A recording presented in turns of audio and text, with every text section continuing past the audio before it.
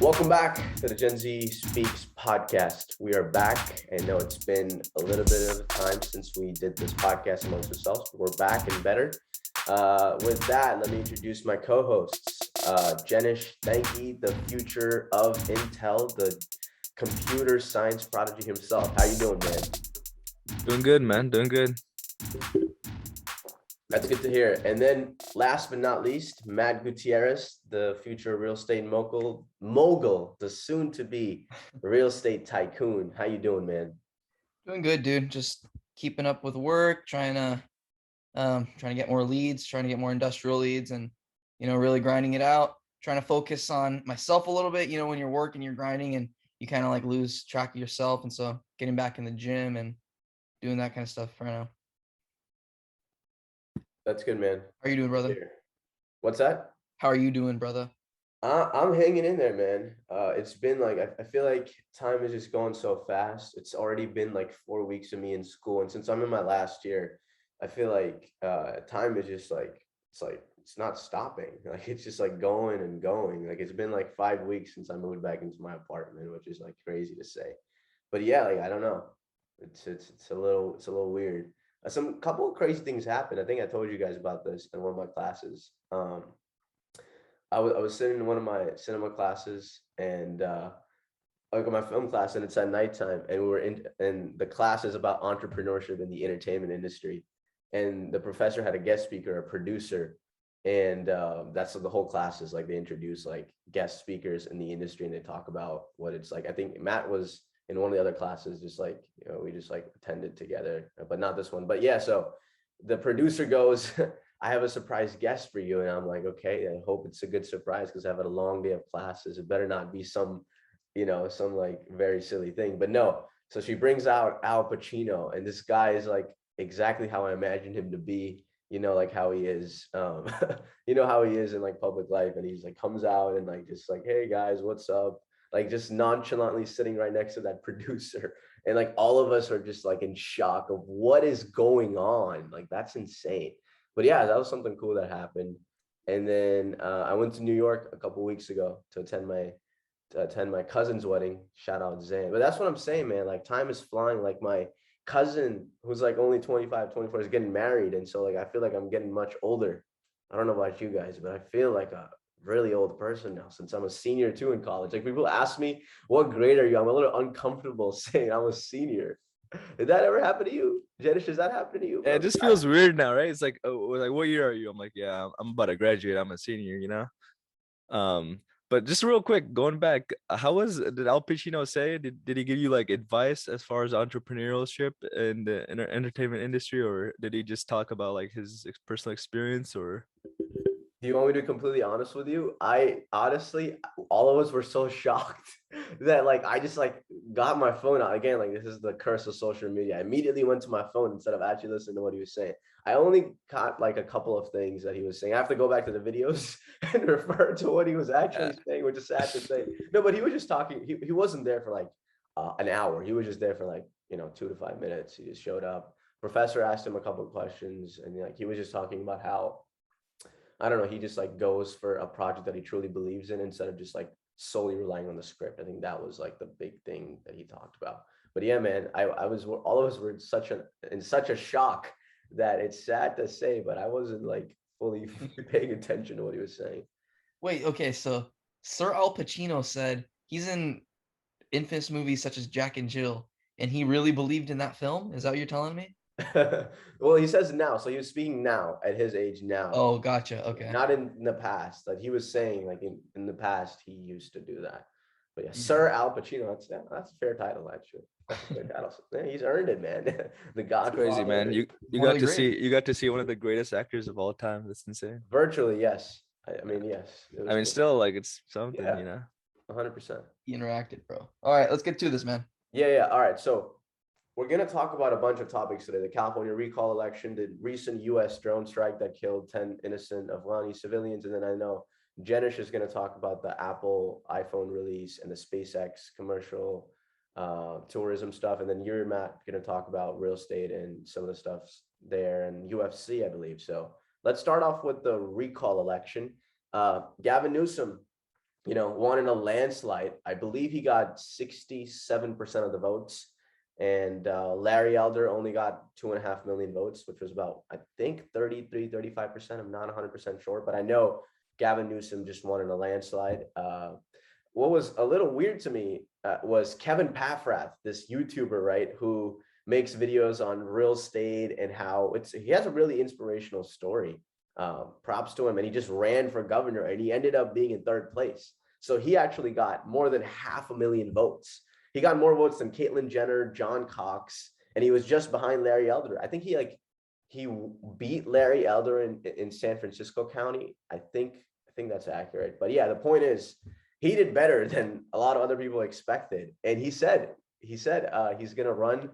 He's contemplating about it next year, but he thinks he's gonna run in 2026 when it's a clean slate. And he's a Democrat, so he has a good chance, right, of winning.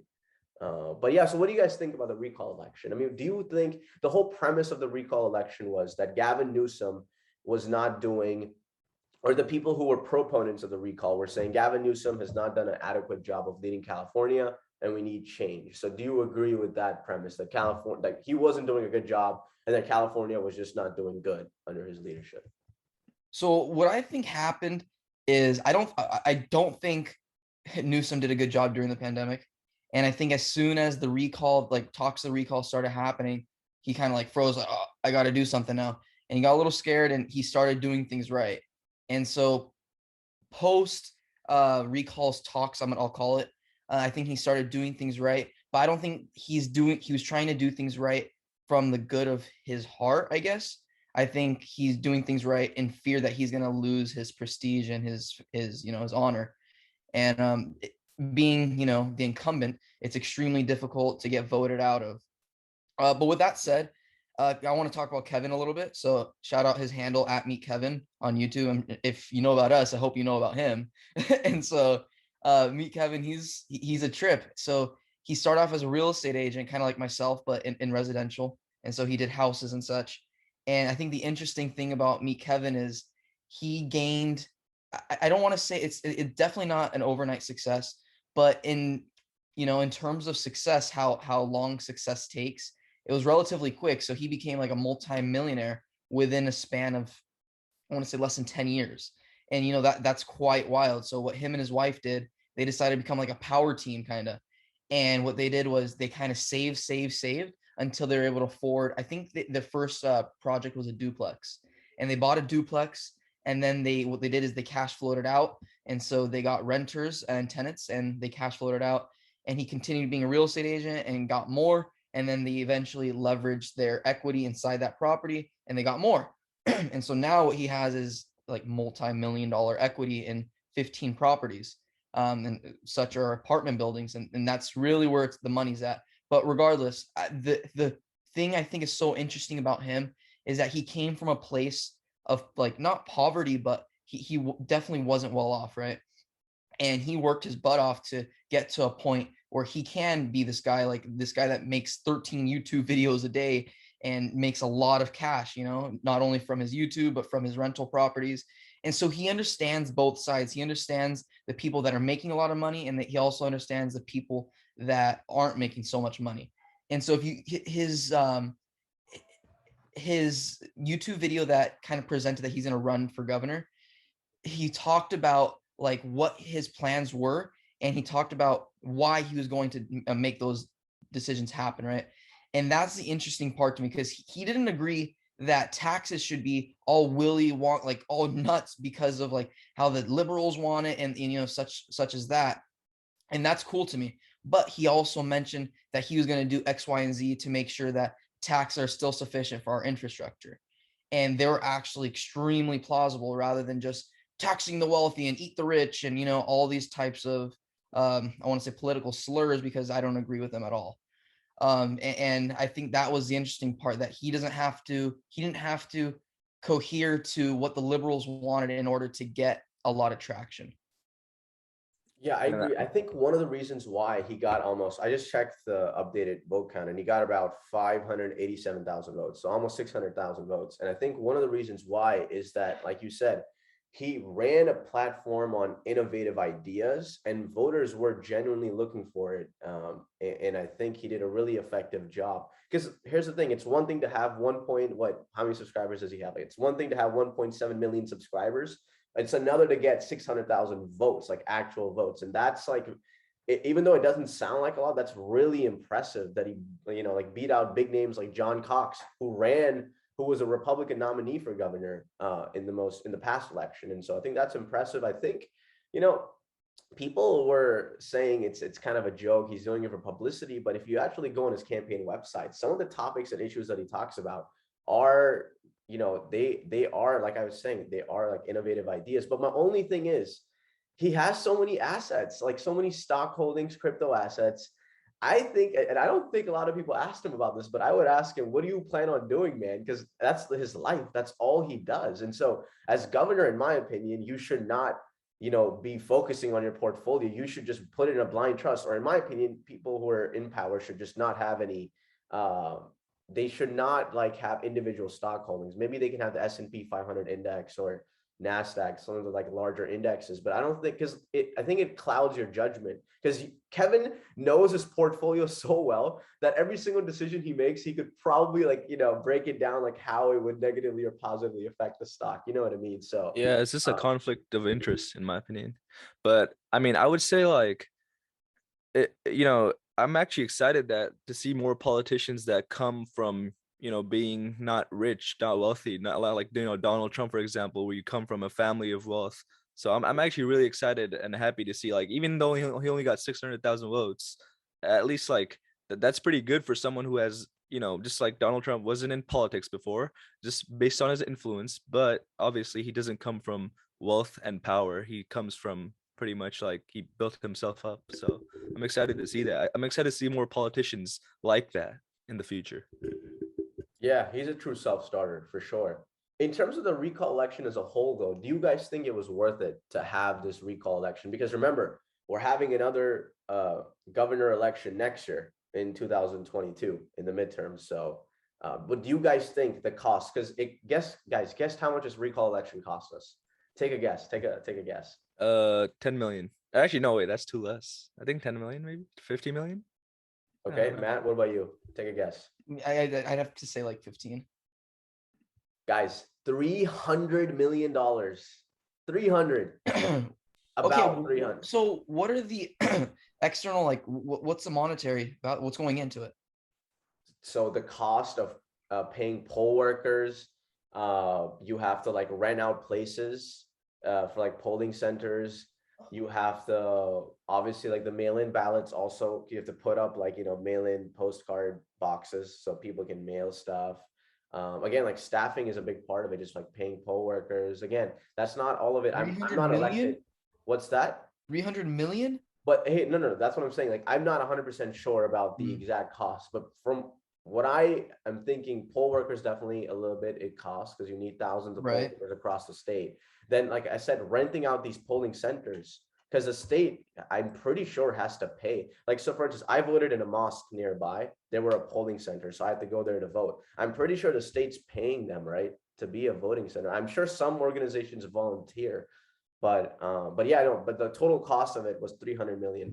So it was a waste of money because he won in a landslide, and we're having an election literally next year in 12 months. So just a quick point. So Matt made a point. He said I didn't agree with what Gavin Newsom did in the pandemic, like the decisions he made, and I would have to agree with that. But I would also say in every like populated state, like Miami, New York. I mean, not Miami, Florida, New York. I don't think anybody did a good job in the pandemic. Like, name me one governor that did a really good job in the pandemic that's in like a populated state. The New Jersey governor, I think, did pretty well. I mean, I wouldn't consider New Jersey like a really populated state. I meant like, let's say Texas, man, but New York, Florida. That's what. But regardless, like if they did a good job, they did a good job. That's but his whole argument, I think Janish is saying, is like a big state. Like he's comparing California to those bigger states. So yeah, exactly. I was like Texas and Florida and New York, if that kind of makes sense. Like nobody did a good job. That's what I'm trying to say in terms of the pandemic. I mean, but yeah. So I mean, yeah, that's just my point. Like, if you're just gonna consider the pandemic, I mean, maybe there's other problems that you're considering that, oh, okay, maybe Gavin Newsom's not doing a good job regarding this, but in just terms of the pandemic, that's what I see. And I mean, I don't know. I think the whole recall election was primarily due to Republicans. Is that correct? Or primarily due to the, Yeah, that's Republicans correct. complaining, right? And we already know that California is a heavy blue state. Like, I mean, I could have probably predicted the results of this recall election before it even happened. Like, it was gonna be Democratic. So I mean, if this recall election was just due to Republicans complaining, I mean, I mean, I could have predicted the results. But I have a question for Matt. So you said so Matt, you told me, right? You voted no to recall. So, but you said that you didn't agree with everything Gavin did. Why did you vote no? I just want to help us break down why you voted no in the recall. Yeah, for sure. I think so. Gavin, I don't think he's always done a bad job as governor, but I think when he was under pressure, and I think pressure. So okay, I'll say something, or no, I won't say that. But I think what makes a good leader is that they're able to handle strenuous times under pressure. And obviously, during the pandemic, that was extremely pressurized. So not only did he, kind of, I think he really flopped in terms of how he treated the stay-at-home order. I think he flopped at how he decided to deal with the homeless situation during the stay-at-home order, and how he dealt with individual people and their belief system with the pandemic, right? Also, just a quick side point. Also, how he dealt with the reopening stuff. Like, Exactly. So it was that was just kind of horrible. Yeah. that was kind of part of the stay-at-home thing I was talking about. Um, okay, yeah. So first off, with the whole stay-at-home thing, it's understandable that we had to stay at home, like no issue there at all, right? But it created a panic effect. Like people were literally fighting over toilet paper. Like that's not okay. That's not what a leader should like kind of facilitate. The leader should facilitate, hey, this is what's happening, and like this is how we should take it, and this is maybe how you should deal with it, right? And then like if people freak out still, then you kind of facilitate it more. And you're not taking like complete control over them, but you're talking to them as a leader. And in terms of like the reopening, he reopened, in the beginning of summer, where everybody thought that I believe Fauci was saying how in the summer that things will die off. And unfortunately, everybody opened up and things didn't die off. And we actually hit a way stronger wave towards Octoberish, right? September, Octoberish. And so that definitely wasn't ideal. But you know what happened? And then post, you're talking about the homeless situation. Okay, first off, no, I don't. There's no discrimination against the homeless, right? But the whole issue of them kind of taking over our beaches, taking over the beaches, taking over, the boardwalks. I'm in real estate, right? And I go around these industrial buildings, and these are people's businesses, right? This is where they go to thrive, to make money, to support our e-commerce business and our e-commerce ecosystem. That's what I meant to say. And these business owners and these employees are going in, and all across their entire curbs, they're all the the broken vans, the broken motorhomes. And in my opinion, that's not okay. Like if I'm a business owner, I'm going into my 3PL company and saying like, this is what I'm trying to move forward, I'm trying to grow my business. Like I want to be like invigorated, I want to like keep wanting to move forward. But when you see homeless like outside of your multi-million dollar business, it's like, come on. I think that they're handling the situation poorly. They're not. I don't want to get too much into the homeless thing because it's very divisive. But I don't think he handled that well at all. And going back to being under pressure, so then he was faced under more pressure, right? When recall talks started happening, and he decided to start being a better leader.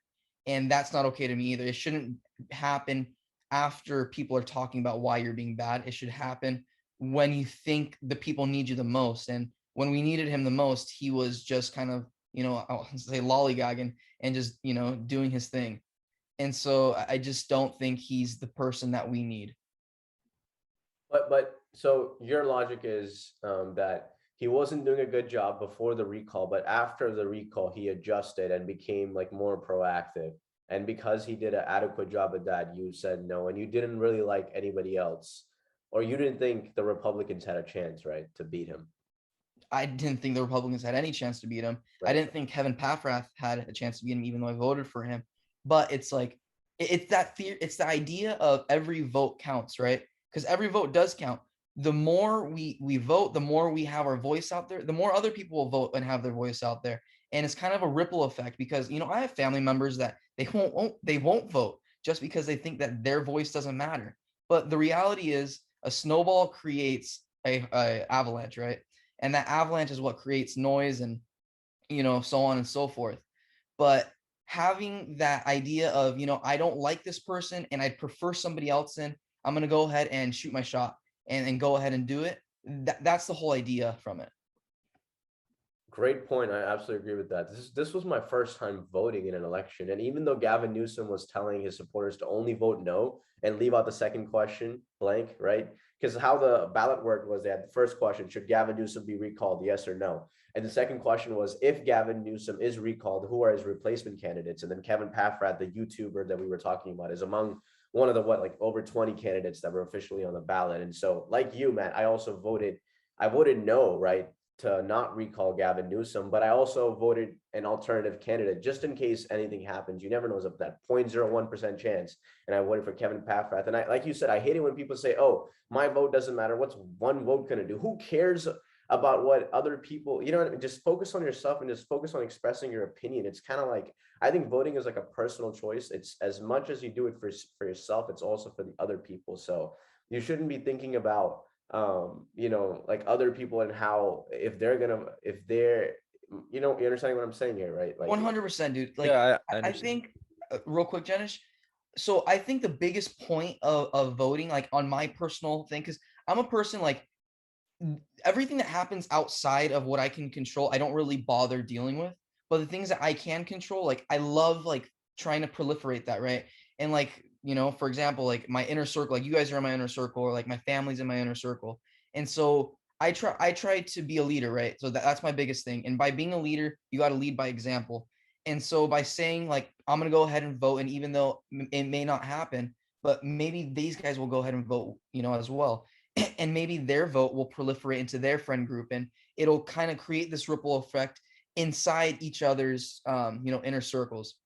And so I think that's my personal opinion on why I do go ahead and vote, and I go ahead and and I go ahead and be active in these political manners, is because not necessarily what I think is going to happen, but what I think should happen so everybody can start participating. Does that make sense?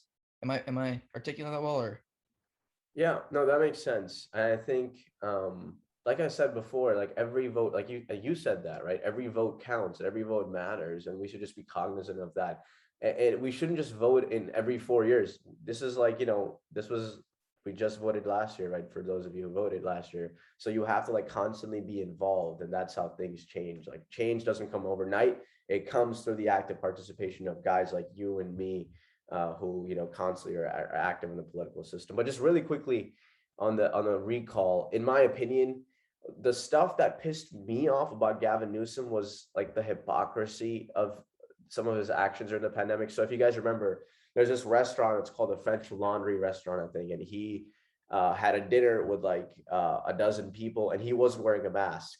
And that was during the height of the pandemic when everybody was told to actively wear a mask all the time, right? And that's what pissed me off, that he had the guts to have this dinner. I think there were some lobbyists there, and he didn't have his mask on, right? And he was telling other people to wear the mask on. And then he sent his kids to private school during the pandemic, while everybody else, the public school kids, right, were doing virtual Zoom, and the private school kids got to go in person because they figured out a way to, manage it safely and still do in-person classes. But my point is that his personal hypocrisy was my biggest contention with him about the pandemic policies. Like you were saying, Janish, like no one was able to figure out an effective way. The Republican supporters might say Ron DeSantis in Florida figured out a way of like, he's just going complete independence, freedom, like no mask, nothing, go all in, like pandemic, it's fine, it's over. And people might argue that he did a good job. I don't think there's anybody that did an effective job. And it's sad because nobody rose to the occasion in the big states. Not Andrew Cuomo, not Gavin Newsom, not Ron DeSantis. Nobody did a good job. And to say that one did a better job over the other, you can maybe argue that, but it wouldn't be fair to say that some like one governor was able to like, oh my God, he was amazing at handling it. I don't It's think also preference, right? Like whatever like the individual prefers and whatever the individual prefers the outcome be. But I think it all just kind of bears down to, you know, the whole leadership aspect that you were talking about, and how you need to lead by example in order to run the most powerful state in the United States of America. And, you know, Gavin Newsom didn't do that. And so that's where we are. Next year we'll vote again and hopefully he's out. But yeah, Well, that's the great thing is that now he's gonna be on his, you know, because now he knows what it's like to face a recall election, so he cannot afford to have any more like, you know, scandals or make those bad decisions. And like you said, I think he's gonna lead by example now, and he has been. You're right. Ever since the recall election occurred, like he gave those direct stimulus checks, included that in the state budget, because I mean, if you give direct checks to Americans, they're gonna vote for you. I'm sorry, that's just the way it is. But I don't think he's going anywhere. I think he's going to get reelected next year. I don't think anybody else has a chance next year. Gavin Newsom, the state is doing economically, it's doing very good. No matter what people, a lot of like non-Californians always like this comment, oh, California is doing so bad. Everyone's leaving. No one's leaving California. We've got the best weather. We've got the best schools. We've got the best sports teams. We've got everything. There's like California is literally heaven on earth. No one's leaving the state. Yes, the homeless problem is bad, but like it's just been bad for such a long time, and I guess we're just used to it now, right? I mean, whoa, bro. Come on, man. Since March 2020, have you been to Venice, bro? Absolutely, 100% understand. The homeless problem is extremely bad. I get it. I live in okay, but it's proliferated a lot more since the pandemic. Like, it's exacerbated. I'm exactly my point. But my point is like, overall, is California doing terribly? No, we're doing pretty great. But we've got one major issue that we have to deal with: homelessness. We have to deal with, but nobody has the answers. Like, it's just like you can't just blame it all on Gavin Newsom. Like, yes, he has. You're right. He is the leader, so he has a moral responsibility to genuinely seek to address it. But can he be scapegoated for the entire problem? I don't think that's true. Like Garcetti has to do with it as well, right? Like I don't think Garcetti's doing a very good job. 100%. Yeah, well, Garcetti's off to India to become an ambassador to India, and so he's like, Garcetti is like, I mean, he didn't do a good job in my opinion. So I think he's being nominated by Joe Biden to be the United States ambassador to India now. So I think he's going to be leaving soon. So meeting Modi. Well, he's going to be an ambassador to Modi's administration. Yeah, I think. All right, let's go on. So okay, I want to talk about a little bit about So first off, let's roll that, like how California is not doing so bad. California isn't doing so bad, and I'll tell you exactly why. Have you seen the housing prices? Ridiculously insane. Like, it's just insane. So we go into like, okay, I'll talk about like my neighborhood, for example, right? Like there's houses here that sold in 2015 for like 600,000, right? And we're talking 2021 right now. These houses are more than worth $1.2 million. Like 6 years for $600,000, you literally didn't have to work and you could sell your house, right? I mean, as long as you're paying your mortgage, but I mean, you're making $100,000 a year if you sell your house in 6 years. Like, that's brutal. That's insane. No, you'll never see a housing market that exponential. I mean, there's places like Jacksonville in Florida, and how how their appreciation has been like 46%. But when you're talking about houses that were once $120,000, $200,000, 46% is not very much, right? We're talking about a 50% appreciation here, right? But when you're talking about $600,000, now you're talking over $1 million. And so it's just insane how California continues to rise and how we're not seeing any backlash yet. Like, the interest rates are still low. They're breaking historical low interest rates. Like, we've seen under 2% interest rates, which is basically free money if you buy a house right now. I mean, it's more expensive, so it's really ideal for investors because they're thinking of, generational wealth. They're not thinking about the house that they're going to live in. But it doesn't matter. Like, either way, houses are still increasing, people are still buying, and the economy is still like booming. And I personally think that things are going to change within the next couple of years. I don't think this is sustainable. I was watching a video the other day, and you know how they say every 8 to 12 years there's a recession, and that recession is based on the model of Warren Buffett. Warren Buffett created this model, and the interesting thing is, since 2008, the 2008 recession, we've learned to kind of handle that, and that's why we went ahead and lowered the interest rates, and so people aren't actually affected. Not only did we lower the interest rates, but we influxed all kinds of money, right, through unemployment, through the stimulus checks, and all of that. So now people can afford more money with their dollar because their dollar is up here and interest rates are down here. So they're paying less, I guess, for their money, if that makes sense, because there's a lower interest rate. And so it's just interesting how this whole thing is playing out, how the economy is playing out. And I don't think it's sustainable. I think something we've never seen before is going to happen, and it's going to hit people hard because the government's not going to know how to deal with it. And if the government doesn't know how to deal with it, they're not going to be able to explain to the people how to deal with it. But with that said, so industrial buildings kind of my niche. It's so crazy because for the next 10 years, industrial is going to be the highest grossing real estate market out there. And so, so did you hear about that abandoned mall in like the South Bay? Have you heard about that or no? No. No, I have not. Okay, so there's an abandoned mall out there. I call it a Class B mall. So it's retail.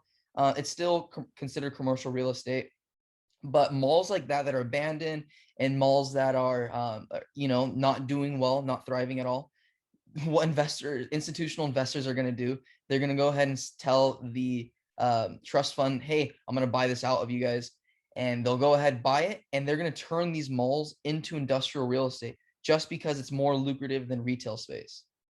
Like, I don't know about you guys, I don't know how that affects you guys, but that's insane to me. Like, our retail space is literally declining. We're in the future where people are just buying through e-commerce. I mean, not everywhere, right? I personally like to go to the malls or go to the stores and see what I'm buying. That's just me because I'm kind of old-fashioned like that, I guess. But regardless, like, we're seeing the future happen, and e-commerce is kind of taking the world by storm, where our retail space is literally being rejuvenated and turned into industrial space so e-commerce can thrive more. What do you guys think about that? Does that hit, or what do you guys think? Yeah, that is pretty crazy. It's like a transition. It's like how Toys R Us shut down. I feel like it's like a lot of these malls are gonna just shut down. I mean, maybe not in the recent years, but at least like 10 years, I'm sure a lot of malls are not gonna be as, as popular and huge as they are right now. And that actually makes a lot of sense. Like I didn't even think about that, but that now that you brought it up, like you just turn the malls into fucking warehouses and bam, like you're good. It's just an online store now. So yeah, that's pretty smart, I guess. It's Yeah, pretty I mean, crazy, man. that retail apocalypse is like already starting, I like like that. Retail it apocalypse. is the Yeah. retail apocalypse. I mean, that's the term they're using it. And malls are just going to continue to close. I mean, I think we might not even have any malls in like the next 30 years, 20 to 30, at least definitely 40 years will not have that many malls. But I think malls will definitely it'll transform into something else, right? Like a lot of them will be closed, and there won't be like one per every or one or two cities because there's so many malls in LA County, like or even United States in general. And so we'll probably reduce that down. Like you said, it's probably going to become warehouse space because e-commerce is just so much more convenient, right? Than going to a mall, waiting in line. I mean, the line part is so, especially on the weekends, right? And so, It's but debilitating, man. It Dude, sucks standing in line waiting, you I'm know? gonna be honest, guys. Like, I'm gonna have to take like Matt's stance on this take because although like I understand like e-commerce and shopping online is great, I just feel like malls are just a good place to like see people and like interact with people, and you get to flex your outfits, and Yes, just sir.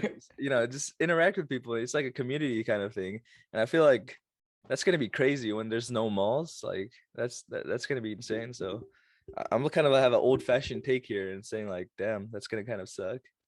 So what the real estate professionals are telling me is, the interesting thing is they'll literally call it like, they think that the malls with Nordstrom's and they think the malls with Macy's, those are the malls that are going to survive. Like, they call those the big tenant malls. Those are the malls that, Macy's, it was facing a bankruptcy a couple years ago, right? Because the president and the CEO of the company was doing crappy job. Like literally he was a real estate, he was actually a real estate mogul prior to being CEO of Macy's.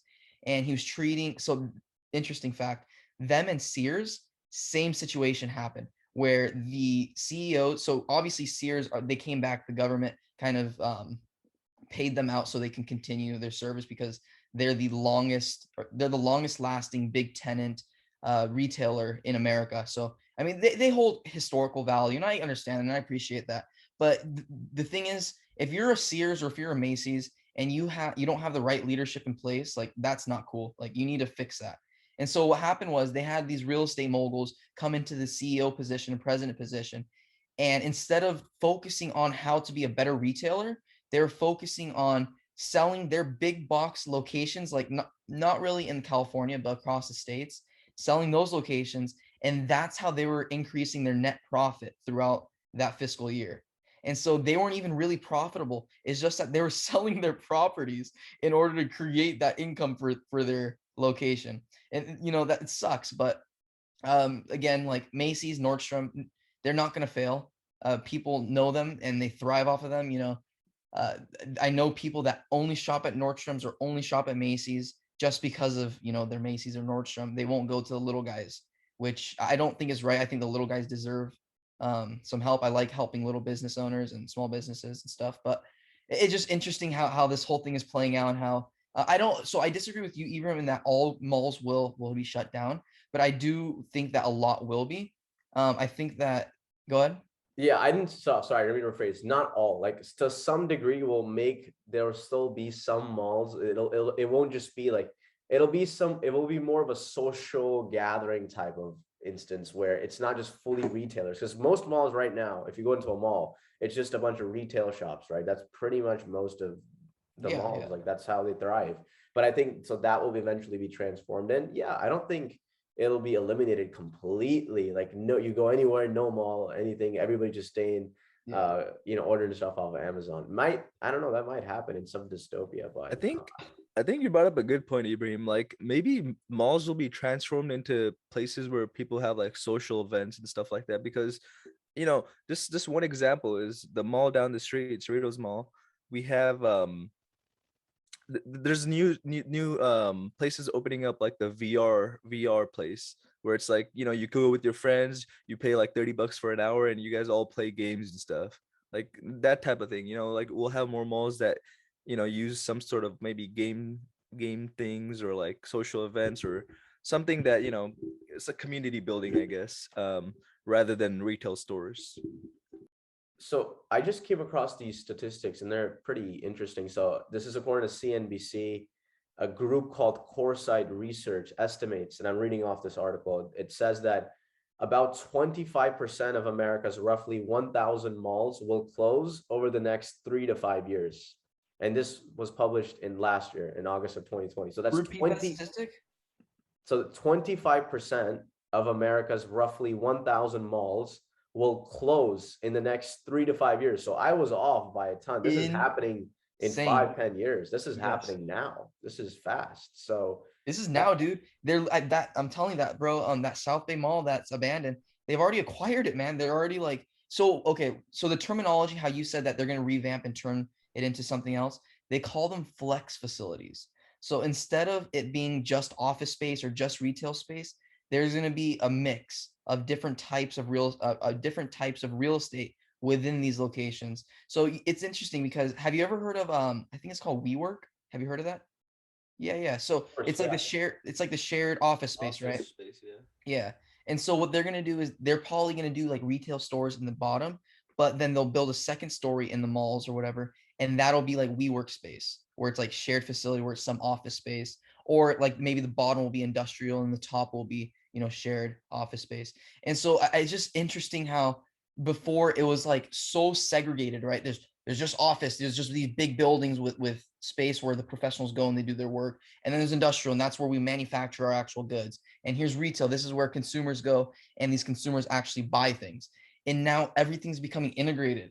And like I don't see it as a bad thing. I think it's pretty freaking cool, actually. It's really interesting how this world's kind of like turning out.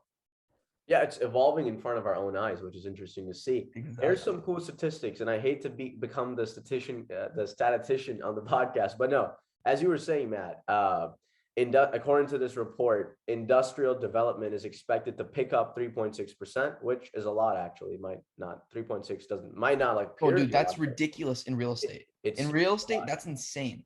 yeah, exactly. And then um there's another again, like I'm reading off a CNBC report, Yeah. but they're saying that this was last year, published in the summer of last year. There was a report, and I'm reading just directly off with a report circulating earlier this month that the biggest US small owner, Simon Property Group, has been in talks with Amazon to convert some shuttered Sears and JC Penney department stores into fulfillment centers. Many industry analysts have been pontificating on the future of malls as logistics hubs, So yeah, Amazon, we didn't think about that, right? So Amazon, it's a lot of these places are going to become Amazon fulfillment centers, which is, it's sad. And in my opinion, it's kind of sad. I don't want to see Amazon continuing to just succeed. We need some other competition. I mean, one sad thing is that we need to that I was just like thinking about this. There's hundreds of thousands of retail workers, and they're going to lose their jobs, right? I mean, they're going to continue to lose their jobs. And I mean, what do they do now? A lot of them are in their, 40s, 50s. Like my first job 3 years ago was at a Sears store, and there were some people who were 60 years old there working there, and the store was shutting down, and they were like telling me, like, I've worked at Sears my whole life. I don't know what to do. I don't want to retire at 60 because they can't afford to, feed their families. So I don't, that's the saddest part of all of this. And I think we talked about this on the last podcast, artificial intelligence, right? We had this whole debate about AI and Yeah. Let's yeah, stick let's to not go real into it estate. again, but it is something that's coming. Yeah. Yeah, for sure, dude. I Yeah. Do you want to, Josh, do you want to tell us about, since we are talking about like kind of tech and business, do you want to talk about the Apple iPhone release? Sure, man. I mean, first of all, let me just ask you guys a question. Did you guys watch the event or? Yes, sir. I did not, no. Okay. The whole hour and a half. Ibrahim, the Android user, did not watch the event. Okay. Dude, come on, man. It's time. It's time. It's time you make the It's been switch, man. time. I will not succumb to the iPhone mob. I refuse to succumb to the I will iPhone sell mob. you my iPhone for beyond discount just to get you on the game. We'll see, man. Maybe someday. Maybe someday. Someday. AirPods, like, Oh, Your audio cut off. yeah, Matt, your audio is cutting off. can you hear me? Yeah, Yeah, your there audio we go. cut You're off. good. You're Yeah. good now. Oh, did you hear what I said or no? No. No, we cut. Oh, I was going on a little rant for nothing, dude. I was just saying that, like, you have a Mac, right? You have your AirPods, and like you don't have an iPhone, so you're not fully immersed in this ecosystem that Apple's created. Exactly. I'm that rebel. I refuse to completely succumb myself to the iPhone, to the Apple ecosystem. Yes, that's the whole point. All right. Anyways, Anyways. let's just disregard Ibrahim's comments. But anyway, so Apple had an event and they announced a new iPhone 13. And every year, like everybody on the internet is disappointed, right? Because every year it's just like they update something. So this is what they do. This is the Apple model. They upgrade the processor, so it's a faster processor. They upgrade the cameras, so the cameras are a little better. And that's pretty much it. That's like the main differences. There's not that much. Like, of course, they add a few more colors and change up the design a little bit, but mostly those are the changes they make. And make the display a little brighter or whatever. But and everybody's disappointed, like, oh, we want to see the Apple when they made true innovation, when Steve Jobs when Steve Jobs was the CEO and they were making some crazy innovation and stuff. And here's what I had to say about that. So first of all, Apple is the richest company in the world, and they're the richest for a reason, right? So these phones, they make incremental updates because, okay, so first of all, they can make the best phone right now ever. Like, they can make the best phone with all the features ever. But why would you do that in a business standpoint, right? What you do is every year you make small incremental updates, and people are still going to buy your phone because you're Apple. So you're still making money. You're just delaying these upgrades, right? Like, if they want right now, they can make the best phone, like with the best features, better than any Android, better than any phone, because they're the richest company in the world and they have the most resources in the world, right?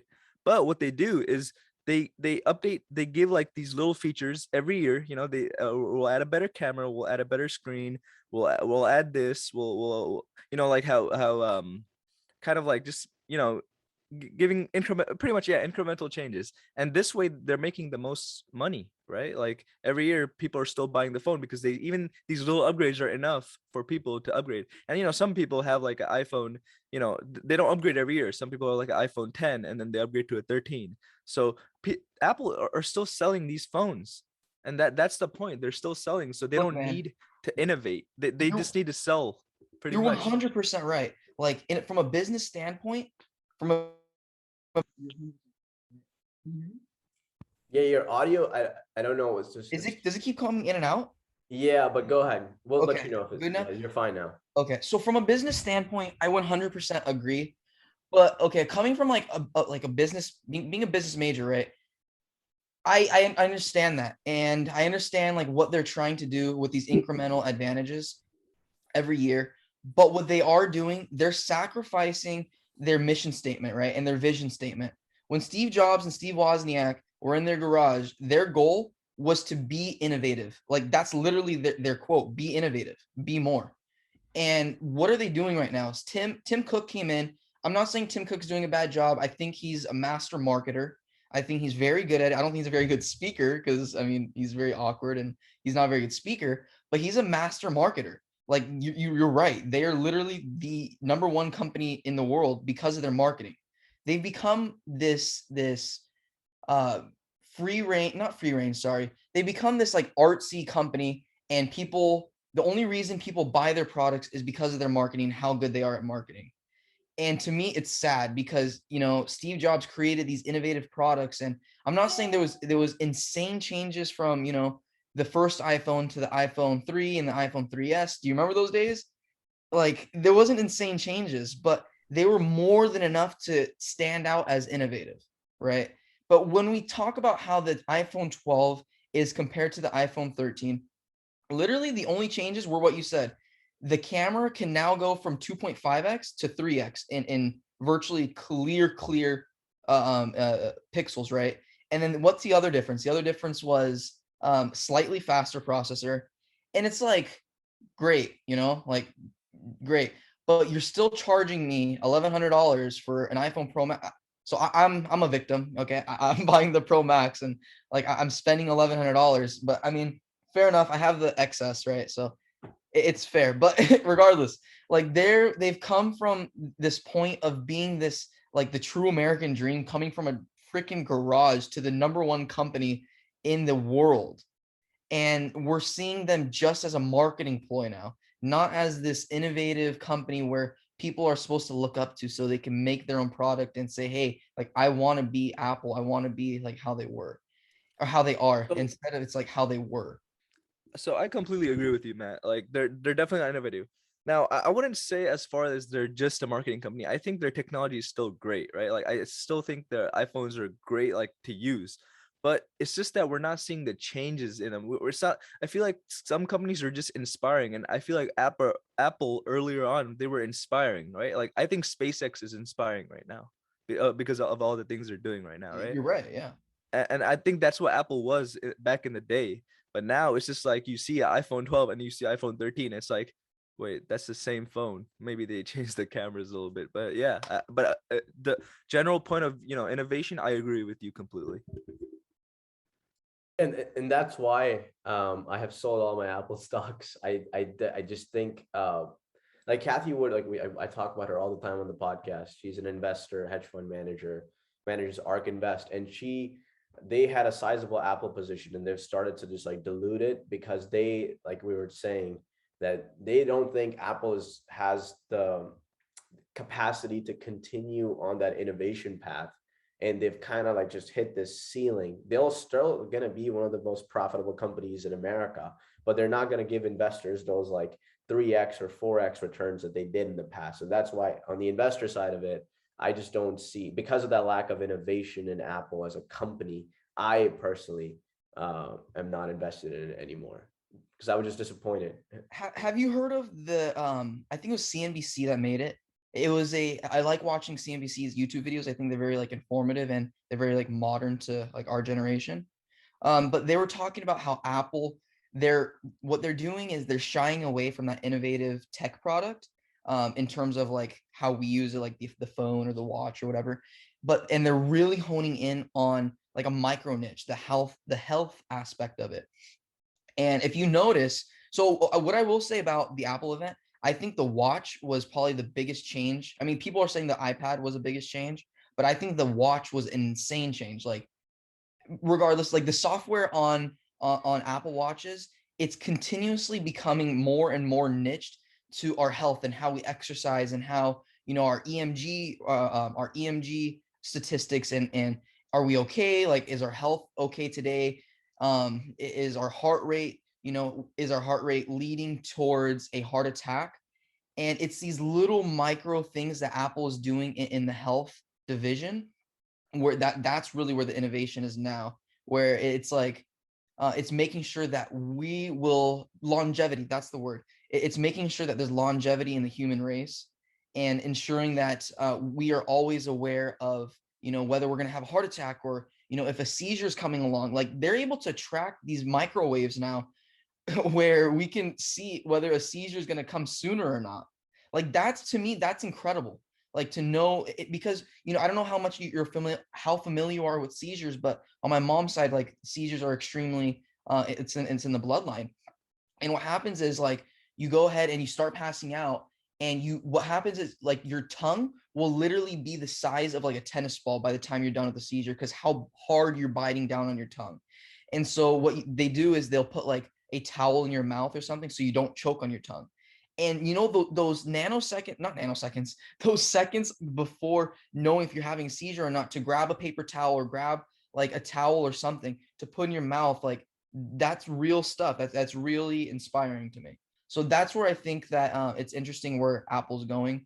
It just sucks that we're literally seeing the decline of one of the greatest companies that's ever existed. Well, that's the thing. I don't think they're declining in terms of like Yeah, profits. They're still gonna. No, bro. I'm okay. You're right. Not profits, man. But they're I'm just saying, declining in terms of inspiration, I guess. I don't know the term. Like, just in terms of, I see what you mean. Okay. So they're yeah. not So like. Mhm. and I don't know, just to conclude everything, I just want to say, like, I think Apple, like, I think Apple still can make innovative products, and I think they can make it right now. But I think this model of just making incremental changes and selling it every year is working so well because everybody's keeps buying iPhones. It's working so well that they don't see the reason to change. At the end of the day, the thing that matters to Apple the most is profit margins, right?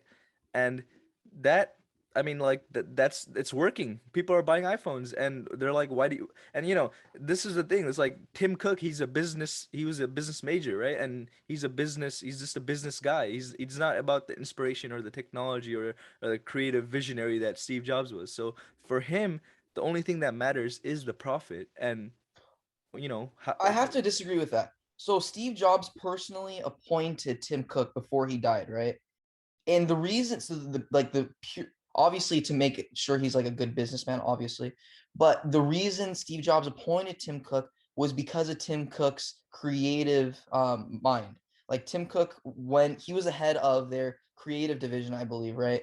And that said something. That said something to Steve Jobs, especially for Steve Jobs to appoint you as like creative director, like the head creative director of Apple, nonetheless making you the CEO of Apple post death. Like, there has to be something Steve Jobs saw.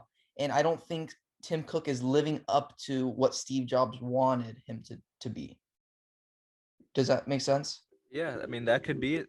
Yeah, that And could be it. yeah. And so I just it's sad. It's like they're not declining as a company, because I will forever be an Apple fiend, and I'll forever buy Apple product just because I love how user friendly they are. But just them as a company. I've told you that, guys, this before. Do you remember when we went to Langer's Deli and you guys were talking about? So if you guys didn't know, we have a documentary called The People of LA, and we kind of documented this one restaurant, one of the oldest restaurants in Los Angeles, and the name's Langer's Deli. And you guys were asking, like, so what is it? Like, why, if they're so profitable, if their food is so good, why aren't they expanding? And this is, and what I told you guys is, when you're a business and you're like, and you have a vision and you have, so there's a thing called a vision statement and a mission statement, right? And your entire company has to hold together with that vision and mission statement, or else hypothetically they dismantle. And so with these little business like Langer's Deli, like their whole thing is being like one company. Like they're that pastrami company, like they're the pastrami place, and they don't want to go ahead and expand out. They could, and they'll be extremely successful everywhere. But what's going to happen? Their business, I mean, their restaurants now going to be saturated throughout different markets. There's going to be a lack of rarity in their in Langer's Deli, right? So that's a big thing. And I think that's that one of their mission statements is to have that kind of rare aspect of, you know, their Langers, and they create this type of pastrami sandwich. And Apple was that company where, you know, you go to them for that innovative product, something that, you know, Samsung, Nokia didn't have back in 08 and 07, and it was Apple. And now we're at a point where it's like people still buy Apple just because they created that base, but they're not living up to what their mission and what their vision are. Yeah, it's exactly that concept. Focus on what you're good at and just do a good, do a great job at it. That's what Apple is trying to do. I mean, I would just looking to see the updated market cap. Their market cap is $2.4 trillion. By market cap, they're the most valuable company in the world. And I think Apple used to be a growth stock. It's not a growth stock anymore. It's kind of a cyclical stock where it's great for people to have it in their retirement portfolios because it's going to continue to go up, but at a much lesser degree, in my opinion. And I think, but the thing is, when you're such a big company like Apple, can you afford to take those risks that it was able to do before? Because Apple has established itself as this monolith of a company, and like if they actively, I mean, they are trying it's not that they're not trying to be innovative at all. They're trying, but like they already have a great source of revenue and profits in the iPhone, the Mac. They have so many different products, and they're trying to improve them. So one could say that they're trying to innovate in trying to improve those products, and they've already maybe you guys are right, they've hit this cap ceiling of innovation. And I think they're trying to innovate, but without trying to take risks, if that makes sense. So they're trying to innovate without taking risks. And is that a good thing or bad thing though?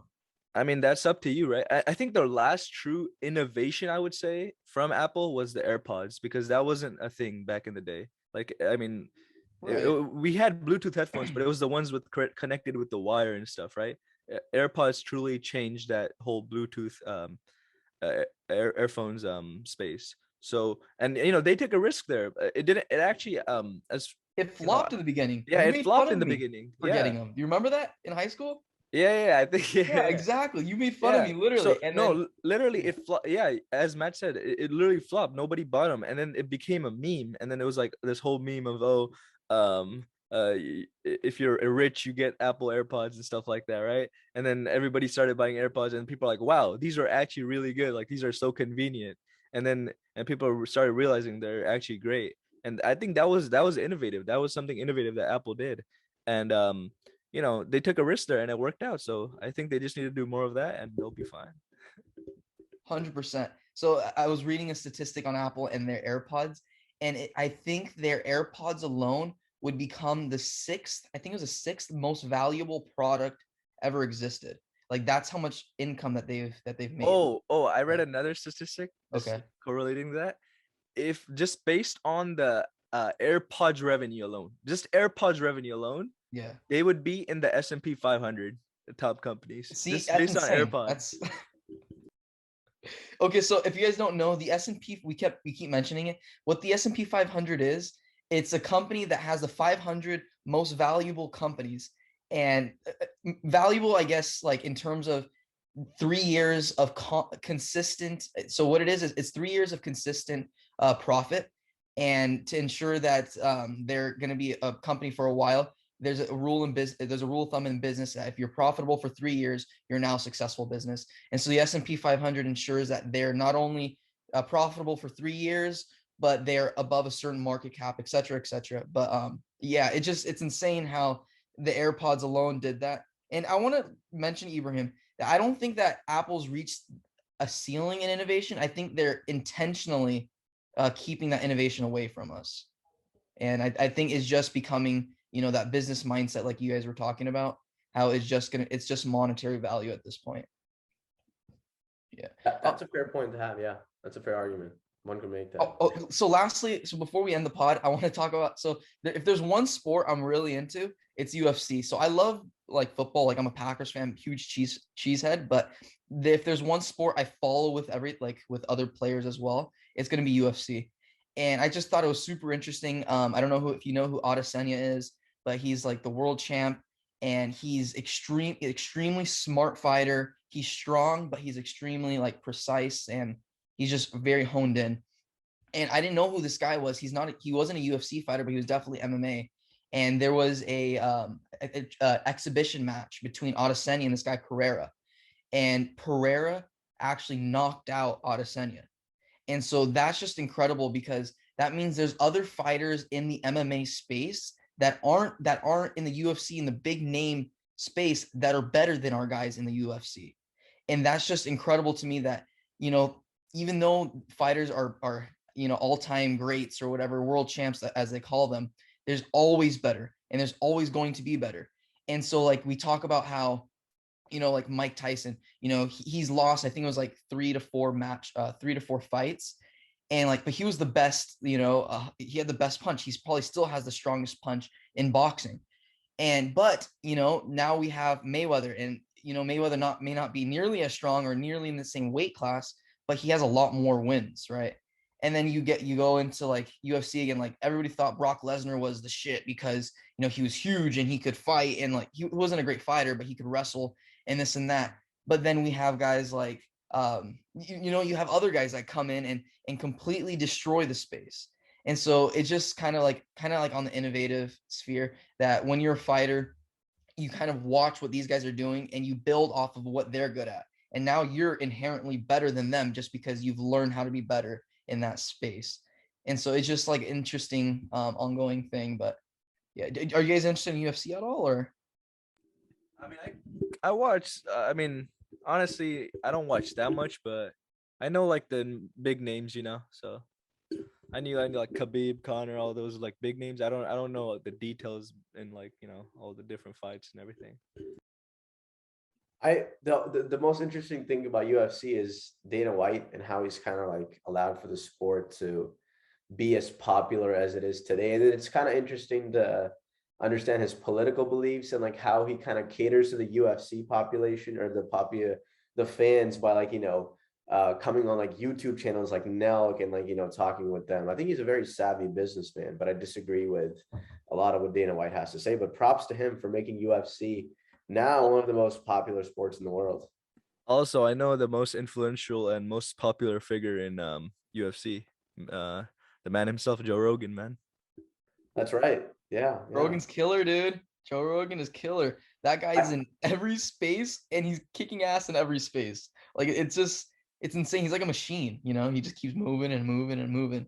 But yeah, on topic of Dana White. So did you know that he was actually a bouncer? So he started off as a bouncer. He didn't go to college. He was a bouncer at a club, and on the side he ran like a little UFC, right? MMA type boxing. You know, do you know who Kimbo Slice is? Have you guys heard of him? No, well, when you said the bouncer word, that makes sense now, because I always like look at Dana White like this guy would make a great bouncer, just the way he I did not know that he started off as a bouncer, never went Started to off as a college. bouncer. And this was his side hobby, the UFC, like facilitating. Well, yeah. So there were things called underground fighting rings, right? So if you didn't want to be a boxing match, you wanted to go bare knuckles. So like Fight Club, the movie Fight Club, basically Fight Club, yeah. And there's this guy Kimbo Slice, and I don't know if he directly worked with Kimbo Slice, but he was the face of Fight Club. Kimbo Slice, he was just this mean guy, just destroyed, huge, and he just raw. And Dana White, you know, slowly built it into this $1 billion thing that he sold off for $4 billion. And the interesting thing is, not only did he just sell it off, but he's still the header. Like he's still the head guy of UFC, and he still makes decisions. He still runs like how the fighters operate, and whether the fighters are able to fight in the next match if they made a mistake or not. Like that's extremely interesting to me. And what you said is you disagree with a lot of what Dana White says. I think he runs UFC well, and I think he's a very savvy guy in terms of politics. But in terms of politics, you got to understand, like, like he's not very like he was a bouncer, right? And so he's a very raw type of person. He's a very raw type of personality. He's like, you know, your typical man's man. And so when you talk about that, you know, you got to kind of understand where he's coming from as well, right? Yeah, no, 100%. I understand that. But I mean, yeah, I don't want to get into the whole debate about like, oh, a Yeah, just businessman getting, preference yeah, for it's just sure. his own preferences. Yeah, I respect, no, he's done an insane job of running the UFC. I think he sold it for what, $4 billion back in 2016, and he owned like 9% of it. So props to him for that. But I did want to talk about this story that came out since we've covered Afghanistan so much in the podcast. So something very tragic happened, and so the US military, the Pentagon, they finally admitted that they conducted a drone strike 48 hours before the last US military soldier was supposed to leave Afghanistan. Remember how there was a threat of ISIS-K and how they were conducting, like, you know, they conducted that terrorist attack on the airport. So they were scared. They were scared that that might happen again. And so they called it good intelligence. They said they had good intelligence saying that ISIS-K was planning another attack, and they spotted this white Toyota Corolla and they attacked it. And they said this guy belonged to ISIS-K, and we needed to eliminate this target to protect our US military personnel. But after that drone strike happened, you know, the local people who lived around the area of Kabul where this drone strike happened said that these were just innocent civilians. They were not part of ISIS-K. And to that, General Milley, who is the, I believe he's a chief of staff. He's the, what is his official title? General Milley. I think he is the official chief. He is, yeah. So he's the chairman of the Joint Chief of Staff. And, you know, reporters asked him, like, there's reports that these were civilians, and he said this was righteous. He said that he dismissed those reports, saying this was a righteous strike to protect American soldiers. And it turns out that the people who were killed in this drone strike, all of them were 10 innocent Afghani civilians. The youngest kid killed was 2 years old.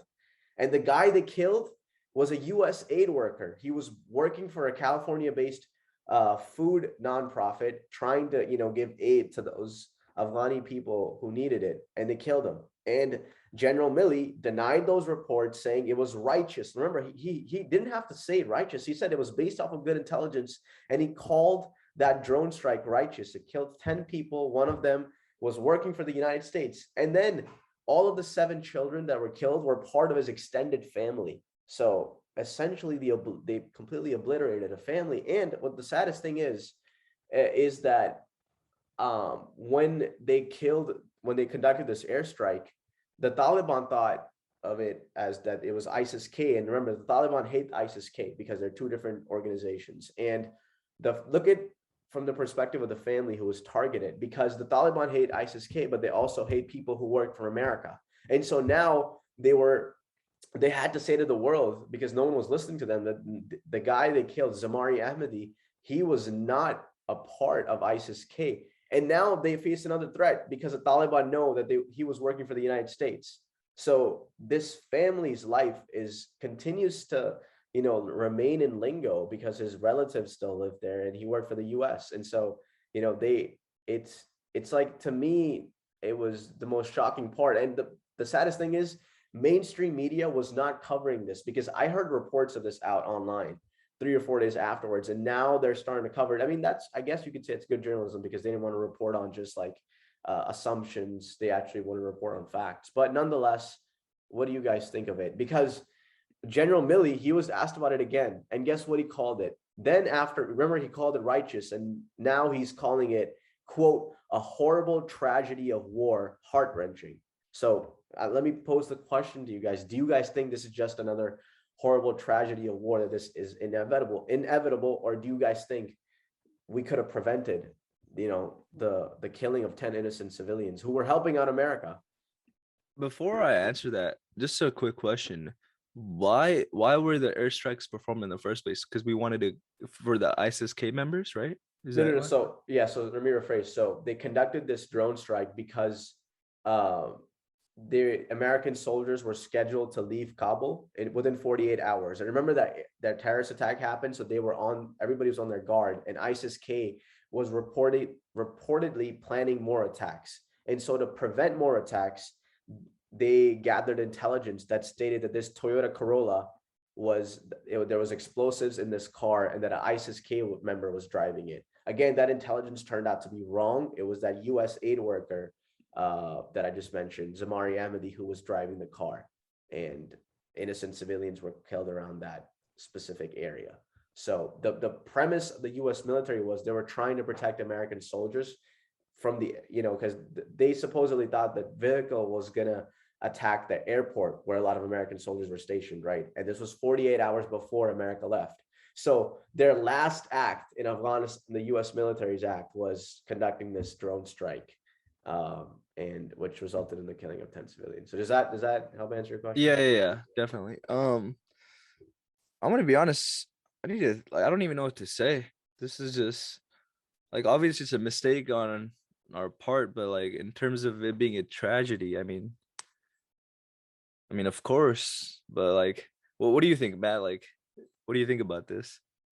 I think it's brutal. I despise, look, like, I don't like to use the word hate because I don't like that word, but I hate when innocent people die from something that was easily preventable, and it's just, I think with war it's inevitable, but I think what's going on over there, it's just prolonged so much, and we're at a point where it literally, it's harming us in the US, okay? Because we're constantly hearing about this. We're constantly getting saddened by innocent civilians dying. We're constantly saddened by our US troops dying over there. And it's this constant thing where it's just too much. It's just too much. And we're paying for something that has nothing to do with it's like we're paying a fee for something that's not there. We're not getting anything in return here. We're not getting anything in return, and we're paying a price for it. And it's just extremely sad how we constantly go ahead and dive into war and like this brutal, disgusting thing that innocent people have to die for. I think you really have to question our intelligence at this point. I mean, how can you make such a ridiculous mistake of assuming that innocent people or the Toyota Corolla or whatever belongs to maybe ISIS-K or whatever? Like, whoever the intelligence gathering is in the military, I mean, you really have to question that. Were there any reports, Ibrahim, made on the intelligence team or anything regarding that? No, obviously they're not going to reveal like who made that call, Well, but obviously not the person, but in terms of like maybe they were misinformed for X reason or anything like that. I'm not familiar with that. I don't think so. I don't know why the intelligence was wrong, but yeah. So like, I mean, I see. Here's my. I mean, problem. just real quick. I mean, I assume that before you're gonna conduct any type of airstrike, you need to make sure that the information that you're receiving from the intelligence team is 100% correct, right? Like, you can't just willy-nilly, oh yeah, we think it's 80% that it's ISIS-K, and maybe the other 20% it might be innocent civilians. You can't just do that. You have to make sure it's 100% that it is terrorists or people that are going to cause harm to Americans. And if they just did that just based on misinformation or something, I mean, that's just ridiculous. Yeah. So I think part of the problem was that they were working within a very limited time frame. So it was maybe one of the reasons why. And again, I'm just like assuming that it was a rushed decision because they had a very, very narrow time window. But it doesn't excuse the fact that they literally murdered, and I will use that term, 10 innocent civilians, because the youngest kid that was killed in this strike was a 2-year-old. A 2-year-old, man. Like, and this is not just like a one-off thing. The U.S. Again, I respect everybody who serves. I'm only criticizing people who make these strategic decisions. The people like this General Milley, who called this strike righteous, which eventually, obviously killed 10 innocent civilians. My point is, since 9/11, this has been happening in my home country of Pakistan, Afghanistan, all these areas. Innocent civilians get killed. There's no like official report of how many innocent civilians have died, but it's definitely in the thousands. Thousands of innocent civilians have died in these areas, and we are not holding ourselves accountable. Like, who is holding people who make these calls accountable? Because look, like my principle, one of the things like my religion teaches me is that the killing of one innocent person is like the killing of all of humanity. And that's a really powerful quote if you think about it. And like, to us Americans, it's just like become, oh, it was only 10 people, like, oh, it wasn't too, like, it just like, it's like ridiculous how we just like, it's just like how, I don't know, I'm at a loss of words, because General Milley just gets to call it a tragedy now. For him, it's just like a bad day at a press conference. And then like, I don't like, how do we hold these leaders accountable for these decisions? Because like, it's those 10 lives, like they weren't just like regular civilians. They were, they were helping out America. He was an aid worker. He was trying to help out other Afghanis. And how can he be even labeled as a terrorist? I just don't get that. Like, how bad of it, I mean, like you were saying, it's like I'm at a loss of words, because I just don't know like how to rationalize this decision. I don't think it's just a tragedy of war, like General Milley said. I don't think it's just a tragedy of war. I think it's the US being reckless in its efforts. I think it's incompetency. It's exactly what it is. And we should be held to a higher standard. We can't just be, we can't just continue on this path. Like, we have to hold ourselves accountable. And I don't think, like, who's going to hold the United States accountable? No one, because we are just, we're so powerful. No one's going to hold us accountable. So I think we Americans should hold our leaders accountable. Like, this should not just,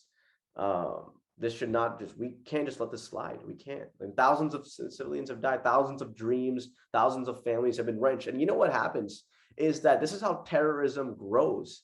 When the US kills these innocent civilians, who are they going to go to? They're going to go to ISIS-K, and ISIS-K is going to be like, yeah, see, I told you, Americans are evil. Americans are sad. They killed your family. Join us, and we'll wage war against them. They're radicalized this way. We're literally fueling their movement, right? Exactly. Like with these attacks and these mistakes that we're making, we're fueling their movement. 100%. 100%. It's a sad note to leave the podcast on, but I think we covered all the topics we wanted to, right? For sure. Definitely disturbing, but yeah. Yeah. Well, at least we're out of Afghanistan, so, I mean, we're out, so we can't make any decisions. It's sad to say, but I mean, it's a good thing we're out of Afghanistan, but it's sad that now we can trust ourselves not to make any bad decisions, because we have we're not there anymore. But yeah, good. I mean, all right. Good, guys. Good pod. See you. Take care, guys. Have a good one.